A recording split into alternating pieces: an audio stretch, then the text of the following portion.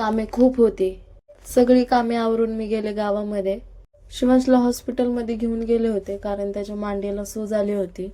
डॉक्टरांनी त्याला औषध आणि क्रीम दिली. नंतर पोस्ट ऑफिसमध्ये गेले.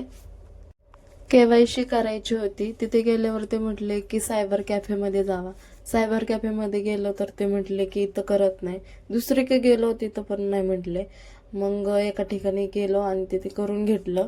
मग आम्ही गेलो कपड्यांच्या दुकानात.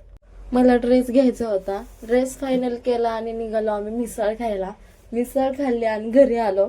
घरी आल्यानंतर मी तो ड्रेस घालून बघितला आणि खूप टोचत होता तो ड्रेस खूप टोचत होता. त्यामुळे नको म्हटलं. लगेच गेले आणि रिटर्न करून आले. आणि माझा मूड एकदम ऑफ झाला होता आणि हे म्हटले की टेन्शन नको घेऊ, ड्रेस नको घेऊ तर मग साडी घेऊ आपण. मग साड्यांच्या दुकानात गेलो आणि ही साडी मी बघितली.